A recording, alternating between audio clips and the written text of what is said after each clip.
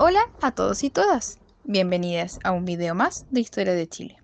En esta sesión veremos el periodo histórico conocido como la dictadura militar, que parte en 1973 con el golpe de Estado, como vimos en la sesión anterior, y finaliza en 1990. Como vimos en el video anterior, el quiebre del sistema democrático en 1973 se produjo por factores internos principalmente, pero también se sumaron elementos externos. Dentro de las causas del golpe de Estado, podemos decir que a nivel interno influyó la gran polarización política y social que se vive en este momento.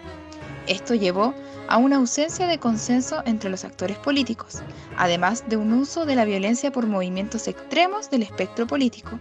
Y a esto se le suma la gran crisis económica que ya se venía arrastrando hace un tiempo atrás y que en este momento se ve agravada por la alta inflación y el desabastecimiento. A nivel externo, se puede indicar la intervención de Estados Unidos contra un gobierno de izquierda en su zona de influencia, y además del apoyo o rechazo que generó el método de la Revolución cubana. Todo esto divide a nuestro país. Recordemos siempre que estamos en contexto de plena Guerra Fría. Entre los argumentos para identificar el periodo como autoritario o dictatorial podemos mencionar el cierre del funcionamiento del Congreso Nacional, la suspensión de la Constitución de 1925, la prohibición del funcionamiento de todos los partidos políticos, la restricción de las libertades individuales, tales como establecer el toque de queda, prohibir juntas masivas, además del control de los medios masivos de comunicación. Por otra parte, tenemos las múltiples violaciones a los derechos humanos, debido a la persecución de opositores al régimen. Todas estas medidas les entregaron más poder a las autoridades cívico-militares, especialmente a Pinochet. Durante este periodo encontramos una gran represión, persecución y o ejecución de personas adherentes o militantes de organizaciones políticas de izquierda. Estos atropellos a los derechos fundamentales fueron cometidos mayormente por agentes del Estado, como la DINA, y que posteriormente se convierte en la CNI.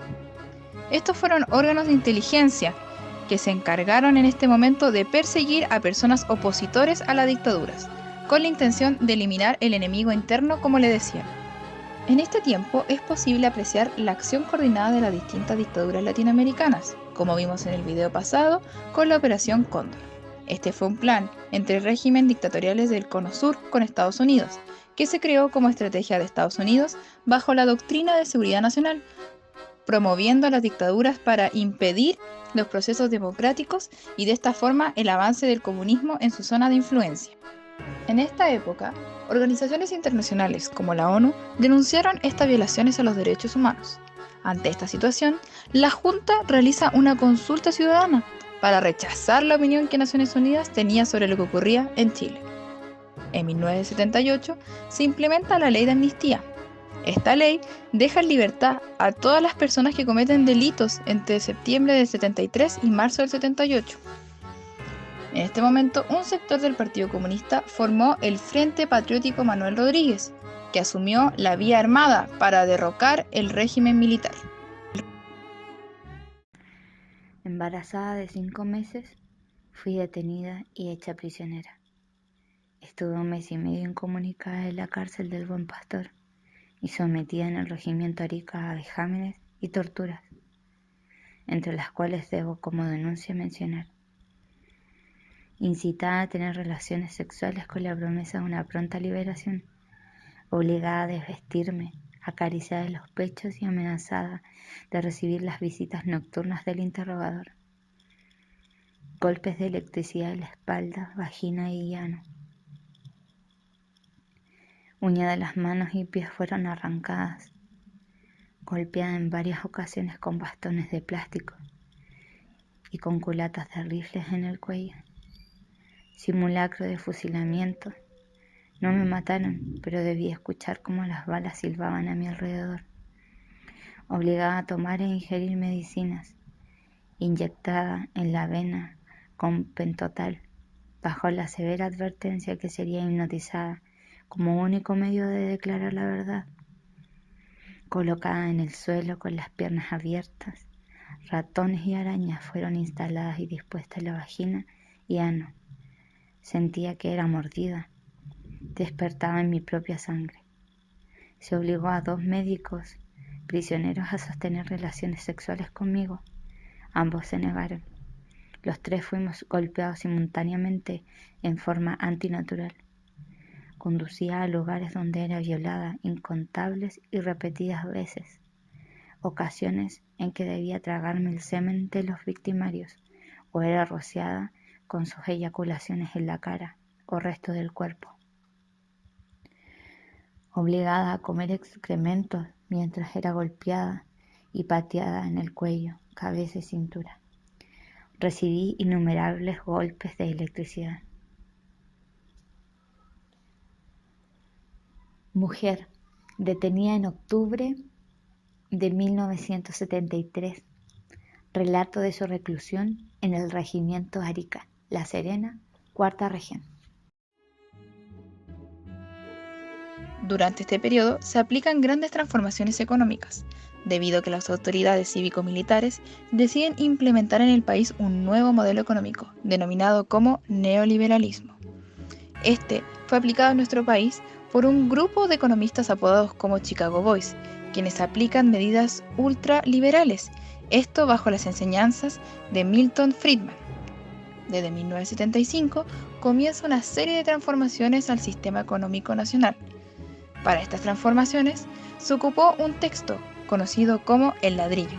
Aquí aparecían pautas para reformar el sistema. Para poder implementar la economía neoliberal entre 1975 y 1980 vienen varias transformaciones económicas. Se cambia la moneda, ahora la moneda estaba atada al dólar. Comienza un proceso de privatización de empresas públicas. Con esto, el Estado pierde su rol activo en la economía. También se reducen los aranceles a importaciones. También comienza la apertura unilateral, que significa una negociación de dos países donde uno se pliega a sus requerimientos. En este caso, Chile, por ejemplo, con Estados Unidos.